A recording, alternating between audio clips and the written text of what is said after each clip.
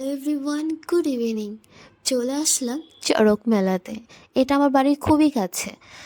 আজ দেখাবো আমাদের গ্রামে কিভাবে চড়ক ঘোরানো হয়। তো এই যে প্রথমে আমরা ছোট্টখাটো একটা মেলাতে চলে এসেছি। বেশ আমাদের কাছে এটাই অনেক।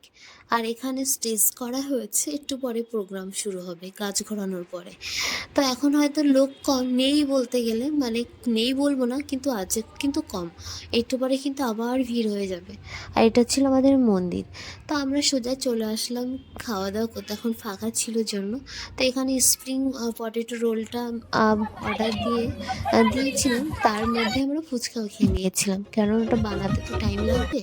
তারপরে এই যে নিয়ে আমরা খেতে খেতে আমাদের গন্তব্যে চলে এসেছি। আর এসে দেখি অনেক লোক কিন্তু ওখানে জড়ো হয়ে গেছে।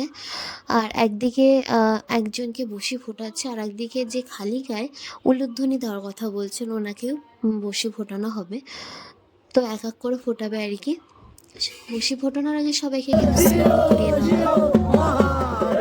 আর এইদিকে দেখুন বসি ফোটানো হচ্ছে। আর এনাদের পিঠটা দেখতে পাচ্ছেন, পুরো বসি মানে ফুটিয়ে ফুটে পুরো দাগ হয়ে গেছে। আর এই যে সিঁদুর পরে দেওয়া হয়েছে এখানে, কিন্তু এই যে মানে ফোঁটা দেওয়া, এখানেই বড়শিটা ফোটানো হবে।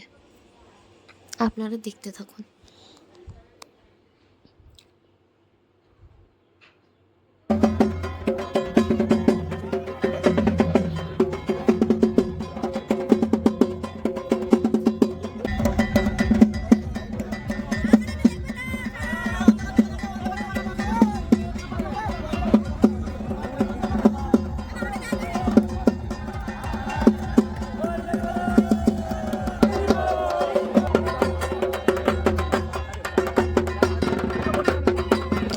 দুজনের পিঠের অবস্থা একই, আসলে এদের কাজটাই এটাই, ওই জন্য। তো এই যে একজনের হয়ে গেছে জন্য আরেকজনকে ফোটানো হচ্ছে। আর এই চড়ক গাছটার বয়স কিন্তু প্রায় ৪৫ বছর হয়ে গেছে। আর যে লোকটা প্রথমে ফোটানো হয়েছিল উনি কিন্তু বহু পুরনো, আমি ছোট থেকে ওনাকে দেখছি। এই যে এবার দুজন আর কমপ্লিট হয়ে গেছে, এবার কিন্তু ঘোরানোর জন্য ওনাদের রেডি করা হচ্ছে।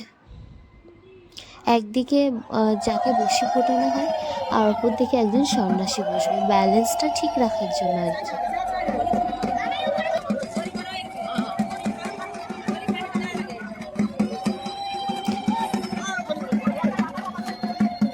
বড়শিতে ঘোরানো হয় আর বাতাসে চেটানো হয়।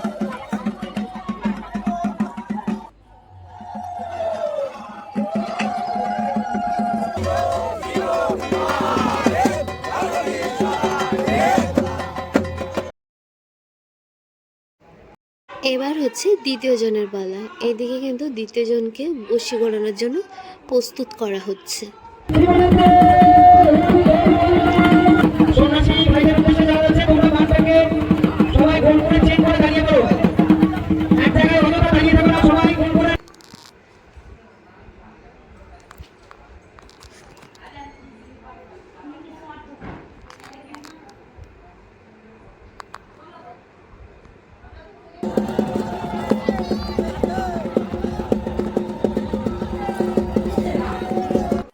বশি ঘোরাতে না ঘোরাতে এইদিকে দেখো বাতাসা করানোর জন্য সবাই ভেতরে চলে গেছে।